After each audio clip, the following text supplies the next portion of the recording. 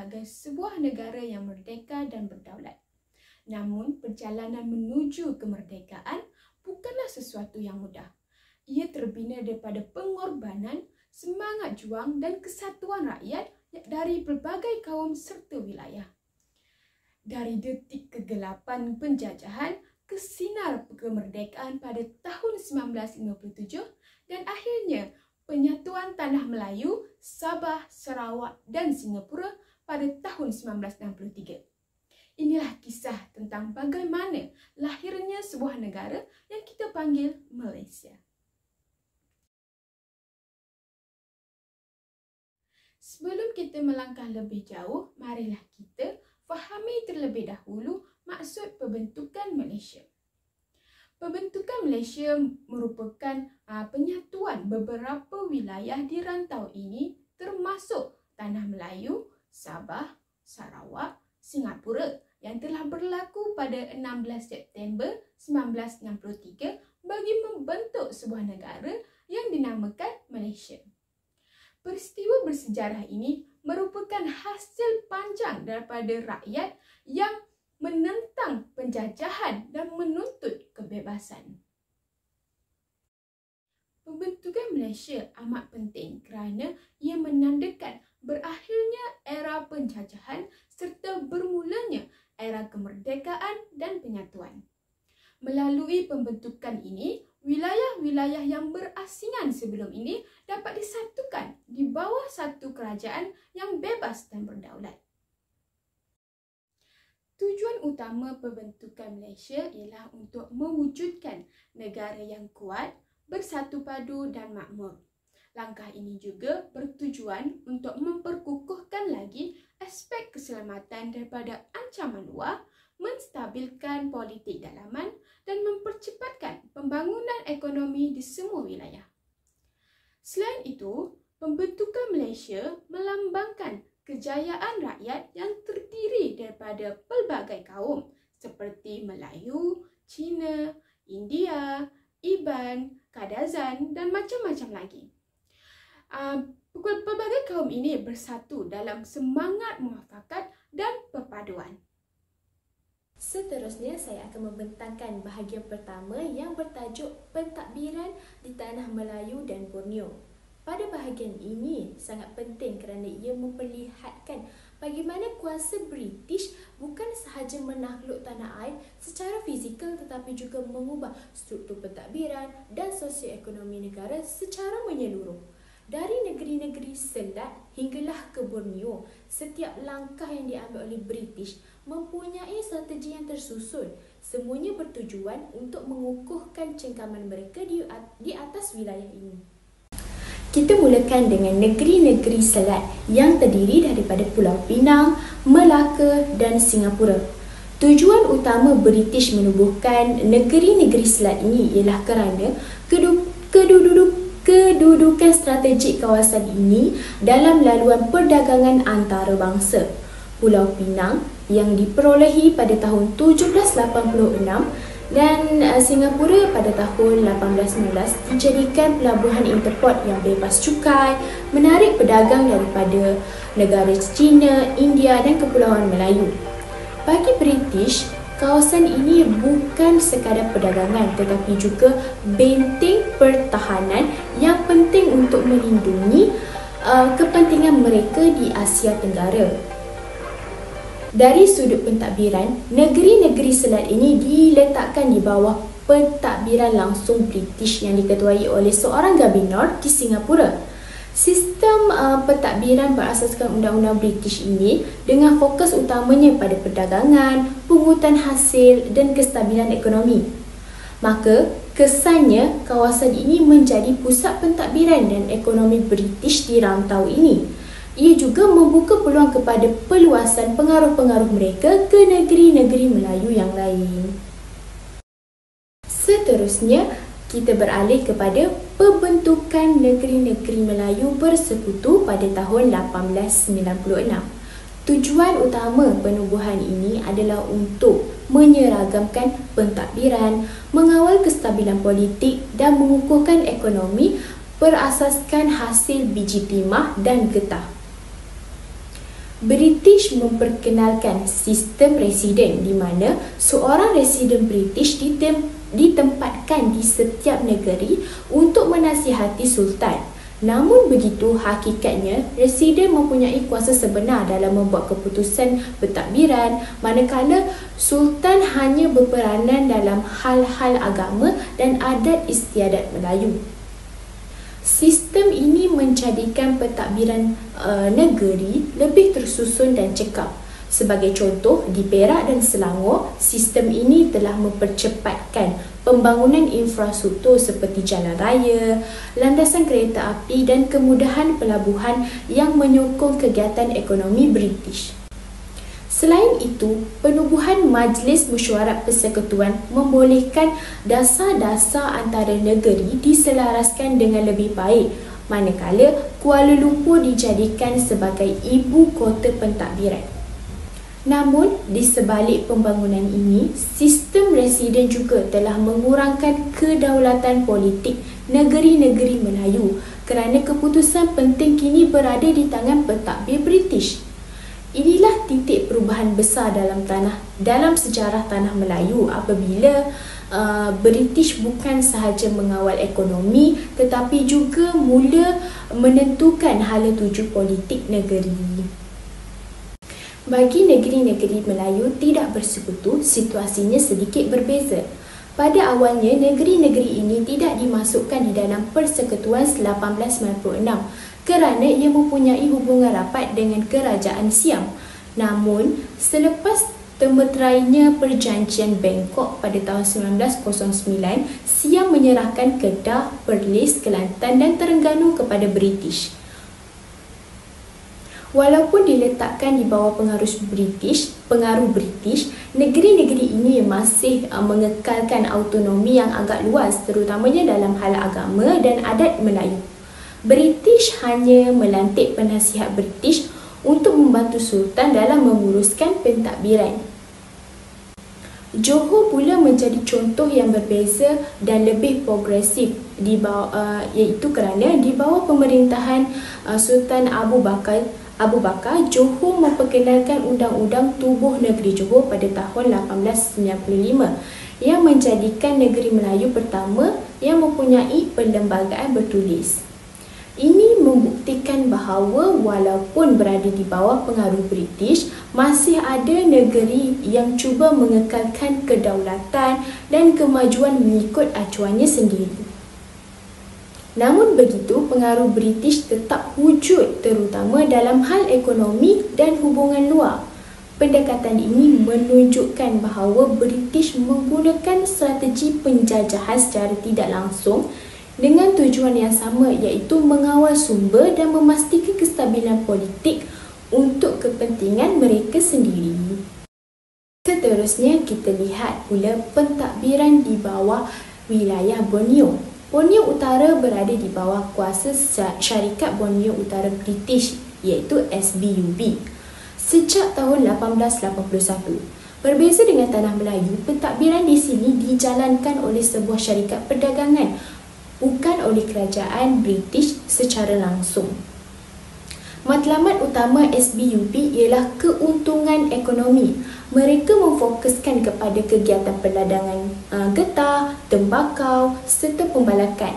Walaupun ada usaha untuk membina sekolah dan jalan raya, pembangunan ini sebenarnya bertujuan untuk meningkatkan hasil syarikat dan bukan kesejahteraan rakyat-rakyat tempatan. Sarawak pula diperintah oleh keluarga Brooke atau lebih dikenali sebagai Raja Putih.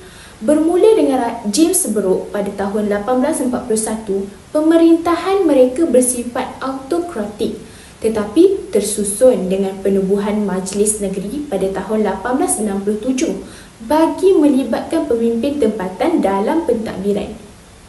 Keluarga Brooke memperkenalkan sistem undang-undang moden dan pembangunan asas, namun kuasa sebenar tetap berada di tangan mereka.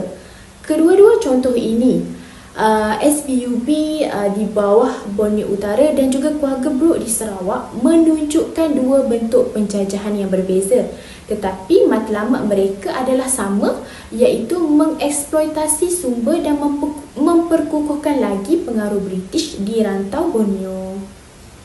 Kesimpulannya, perjalanan pentadbiran penjajah di Tanah Melayu dan Borneo ini menunjukkan bagaimana pengaruh British berkembang secara sistematik dan berlapis. Bermula dengan penguasaan perdagangan di negeri-negeri selat, kemudian pengukuhan kuasa politik melalui sistem residen di negeri-negeri Melayu dan akhirnya penguasaan ekonomi di Borneo.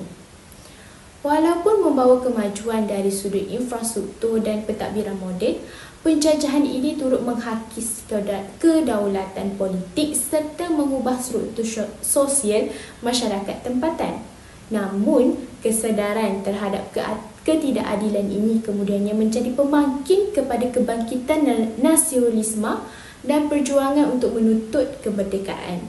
Sebagai generasi pada hari ini, kita harus melihat sejarah ini bukan sekadar kisah lampau, tetapi juga sebagai pengajaran untuk mempertahankan kedaulatan dan perpaduan negara agar apa yang berlaku pada masa silam tidak berulang lagi.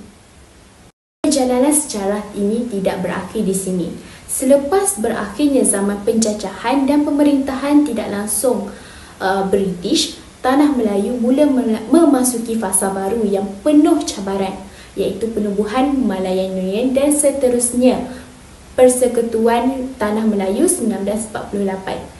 Untuk menguraikan dengan lebih lanjut tentang reaksi masyarakat ataupun rakyat terhadap Malayan Union dan bagaimana ia membawa kepada perjuangan kemerdekaan, saya serahkan pembentangan ini kepada rakan saya untuk menerangkan bahagian yang seterusnya.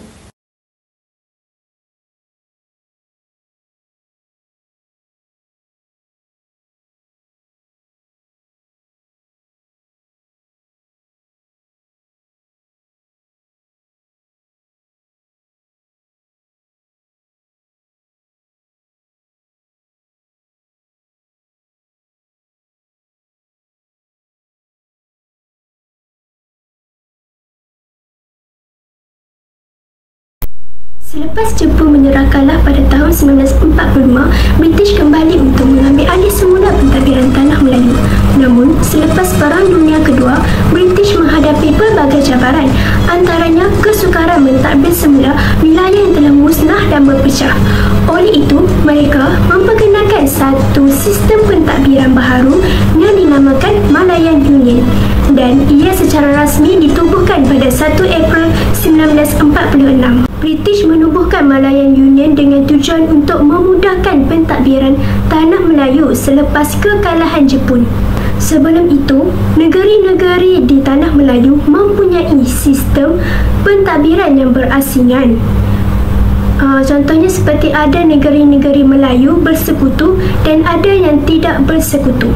Jadi, melalui Malayan Union, semua negeri di Tanah Melayu kecuali Singapura digabungkan di bawah satu pentadbiran pusat supaya British dapat mengawal semuanya dengan lebih mudah dan teratur. Selain itu, British juga ingin mengurangkan kuasa Raja-Raja Melayu supaya keputusan pentadbiran dapat dibuat terus oleh Governor British tanpa perlu mendapat persetujuan daripada Raja-Raja. Tujuan lain ialah untuk menarik minat pelabur asing dan memperkukuhkan ekonomi selepas perang. Kita masuk pula kepada ciri-ciri Malayan Union. Antara ciri utama Malayan Union ialah seorang Governor British dilantik sebagai ketua pentadbiran, iaitu bagi menggantikan peranan Raja-Raja Melayu. Jadi, hal ini menyebabkan Raja-Raja Melayu kehilangan kuasa mereka dalam hal ehwal negeri masing-masing dan hanya dijadikan simbol adat sahaja. Selain itu, kewarganegaraan diberikan dengan sangat mudah kepada bukan Melayu, terutamanya kaum Cina dan India yang menetap lama di Tanah Melayu. Dasar ini telah menyebabkan orang Melayu berasa tidak puas hati kerana ia boleh menjejaskan kedudukan mereka sebagai penduduk asal Tanah Melayu. Rakyat Melayu bangkit menentang penubuhan Malayan Union kerana mereka melihatnya sebagai ancaman besar terhadap hak dan maruah bangsa. Penentangan ini berlaku di seluruh tanah Melayu, iaitu orang Melayu berpendapat bahawa Malaya Union akan menghapuskan kuasa Raja-Raja Melayu yang selama ini menjadi lambang kedaulatan dan identiti bangsa. Selain itu, pemberian kewarganegaraan yang terlalu longgar dilihat sebagai tindakan yang boleh mengurangkan pengaruh politik orang Melayu di tanah air sendiri. Penentangan ini mendapat sambutan besar daripada semua lapisan masyarakat Melayu. Sebagai hasil daripada semangat bersatu padu itu, lahirlah sebuah pertubuhan penting pada tahun 1946, iaitu Pertubuhan Kebangsaan Melayu Bersatu UMNO. UMNO ditubuhkan oleh Dato' Onn Jaafar sebagai wadah perjuangan untuk menentang Malaya Union secara aman tetapi tegas. Melalui bantahan, perhimpunan dan surat kepada pihak British, akhirnya British menyedari bahawa Malaya Union tidak dapat diteruskan tanpa sokongan rakyat tempatan. Hasil perjuangan rakyat Melayu yang bersatu padu, Malayan Union dibubarkan pada tahun 1948. Kejayaan ini amat bermakna kerana ia menunjukkan bahawa kesatuan suara rakyat mampu mengubah dasar penjajah. Kejayaan ini juga menjadi titik permulaan kepada usaha orang Melayu menuntut kemerdekaan negara secara rasmi.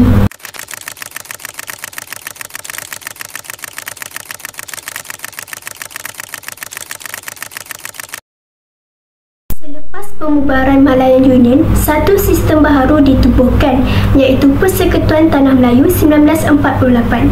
Persekutuan ini merupakan hasil rundingan antara Raja-Raja Melayu dengan pihak British dan ia ditandatangani pada 21 Januari 1948 serta berkuat kuasa pada 1 Februari 1948.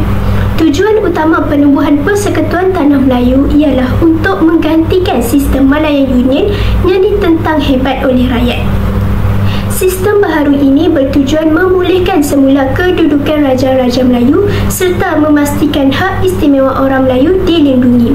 Selain itu, ia juga untuk mewujudkan pentadbiran yang lebih teratur dan diterima oleh semua pihak termasuk Raja-Raja dan rakyat tempatan. Antara ciri penting dalam Persekutuan Tanah Melayu 1948 ialah yang pertama, kedudukan Raja-Raja Melayu dipulihkan. Ini bermakna Raja-Raja kembali berkuasa di negeri-negeri masing-masing dan peranan mereka dihormati seperti sebelum Malaya Union diperkenalkan. Kedua, syarat kewarganegaraan diperketatkan semula. Ini bertujuan memastikan hanya penduduk yang benar-benar setia dan lahir di tanah Melayu layak menjadi warga negara. Ketiga, Majlis Mesyuarat Persekutuan diwujudkan bagi membantu dalam urusan pentadbiran dan menggubal dasar-dasar kerajaan. Majlis ini juga menjadi platform awal kepada perkembangan sistem perundangan dan politik yang lebih tersusun di Tanah Melayu. Persekutuan Tanah Melayu 1948 membawa banyak kesan positif. Sistem ini berjaya menjamin kedaulatan Raja-Raja Melayu dan hak istimewa orang Melayu. Lebih penting lagi, ia menjadi asas kepada pembentukan negara merdeka pada tahun 1957. Melalui persekutuan ini juga, semangat perpaduan antara negeri-negeri Melayu semakin kukuh. Pemimpin dan rakyat mula bekerjasama dalam usaha menuntut kemerdekaan. Persekutuan Tanah Melayu 1948 boleh dianggap sebagai batu loncatan kepada kejayaan besar negara, iaitu kemerdekaan pada 31 Ogos 1957. Selepas berabad-abad dijajah oleh kuasa luar seperti Portugis, British dan Belanda, akhirnya rakyat Tanah Melayu mula bangkit untuk menuntut kebebasan.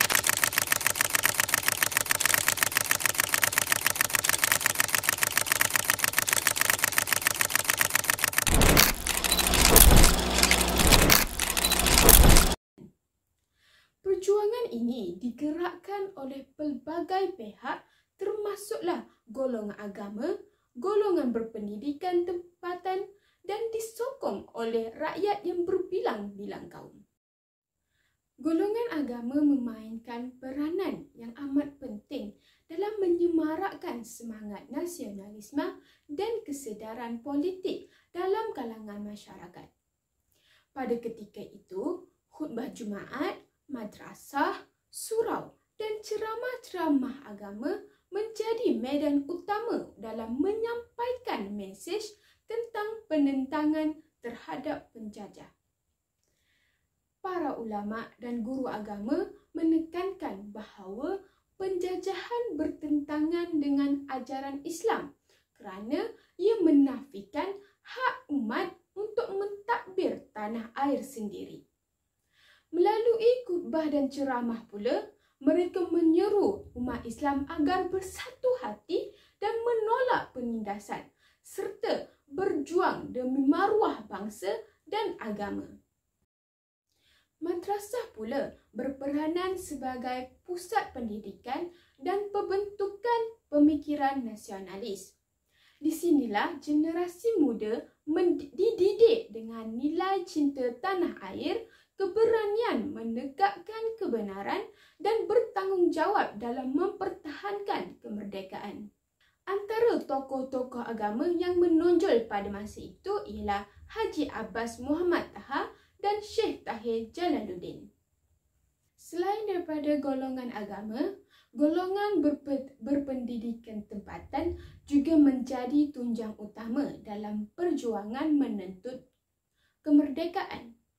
Golongan ini terdiri daripada wartawan, penulis, pelajar dan guru yang mempunyai ilmu serta kesedaran politik yang tinggi. Mereka telah menggunakan akhbar, majalah dan penulisan ilmiah sebagai senjata untuk menyampaikan idea-idea kebangsaan dan menentang penjajahan British. Melalui tulisan mereka, rakyat disedarkan tentang pentingnya kebebasan politik, keadilan bersosial dan hak menentukan nasib sendiri.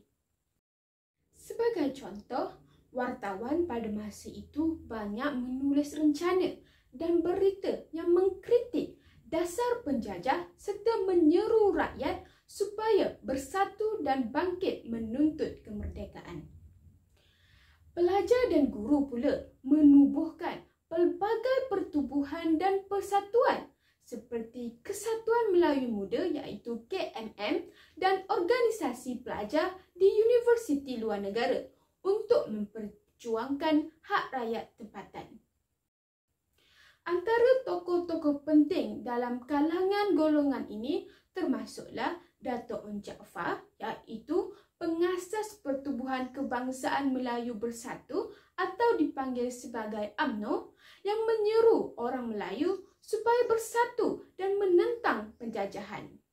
Selain itu, kita juga mempunyai Tunku Abdul Rahman Putra Al-Haj yang merupakan penerus perjuangan Dato' Onn dan menjadi tokoh utama dalam rundingan kemerdekaan dengan pihak British sehinggalah tanah Melayu merdeka pada 31 Ogos 1957. Selain itu, terdapat juga Dr. Burhanuddin Al-Helmi. Beliau merupakan seorang tokoh nasionalis yang memperjuangkan kemerdekaan berasaskan nilai Islam, keadilan sosial dan perpaduan antara kaum.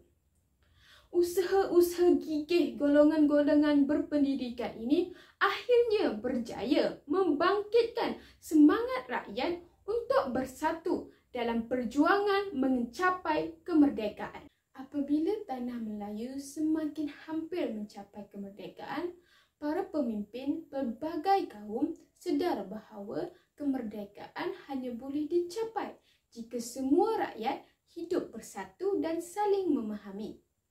Hasil daripada semangat ini, lahirlah satu persetujuan yang penting yang dikenali sebagai kontrak sosial.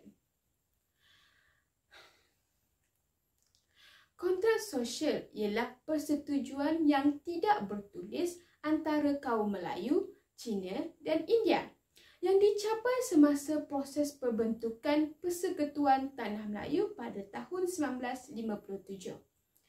Ia merupakan asas utama kepada keharmonian dan kestabilan negara selepas merdeka. Melalui kontrak sosial ini, kaum Melayu telah diberikan hak istimewa dan kedudukan yang istimewa seperti yang telah termaktub dalam Perkara 153 iaitu Perlembagaan Persekutuan. Hak ini termasuklah dalam peluang dalam pendidikan, beasiswa dan perkhidmatan awam.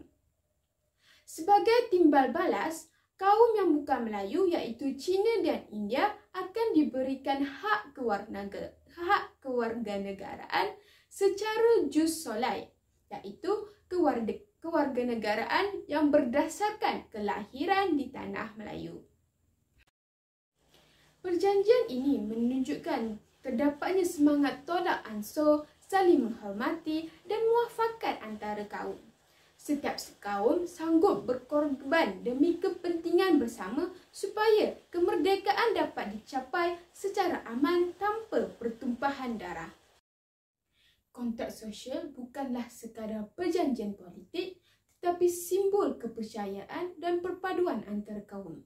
Ia menjadi asas kepada keamanan dan keharmonian yang kita nikmati hinggalah ke hari ini. Jika semangat ini tidak wujud, mungkin negara kita tidak akan mencapai kemerdekaan dengan cara yang aman dan teratur. Kita sebagai generasi muda haruslah menghargai semangat kontrak sosial ini dan memahami bahawa keamanan dan kemakmuran negara adalah hasil daripada kesepakatan antara kaum sejak dahulu lagi. Dengan mengekalkan nilai toleransi dan perpaduan, kita dapat memastikan Malaysia terus aman, stabil dan makmur untuk generasi-generasi yang akan datang. Jelaslah bahawa perjuangan menuntut kemerdekaan merupakan hasil usaha gigih pelbagai golongan dalam masyarakat.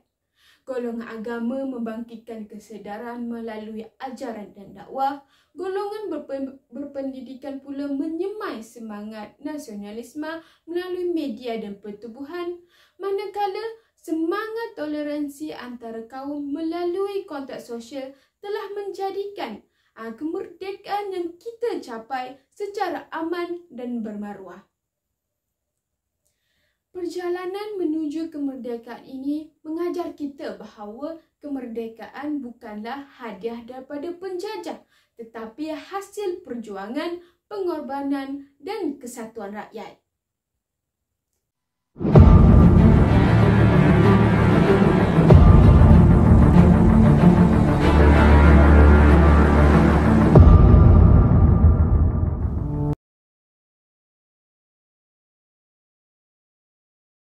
Selepas tanah Melayu mencapai kemerdekaan pada tahun 1957, pihak British mula merancang untuk memberikan kemerdekaan kepada wilayah-wilayah lain seperti Sabah, Sarawak dan Singapura. Namun, proses ini bukan sesuatu yang mudah kerana British ingin memastikan kestabilan politik dan keselamatan di rantau Asia Tenggara terus terjamin. Atas sebab itu, Tunku Abdul Rahman iaitu Perdana Menteri Tanah Melayu ketika itu mencadangkan idea untuk menyatukan Tanah Melayu menyatukan Tanah Melayu, Sabah, Sarawak dan Singapura dalam satu negara baharu yang dinamakan Malaysia. Cadangan ini diumumkan oleh beliau pada 27 Mei 1961 di Singapura. Antara sebab utama pembentukan Malaysia ialah untuk memperkukuh keselamatan, ekonomi dan perpaduan antara wilayah yang terlibat. Pertama, dari segi keselamatan, penyatuan ini dapat membantu mengelakkan pengaruh komunis daripada merebak ke wilayah-wilayah seperti Sabah dan Sarawak. Pada masa itu, ancaman komunis masih kuat di Asia Tenggara, khususnya di Vietnam dan juga di Tanah Melayu sendiri. Dengan membentuk Malaysia, kerajaan dapat bekerjasama menjaga keselamatan serantau dengan lebih berkesan. Kedua, dari segi ekonomi, penyatuan ini akan memanfaatkan semua wilayah.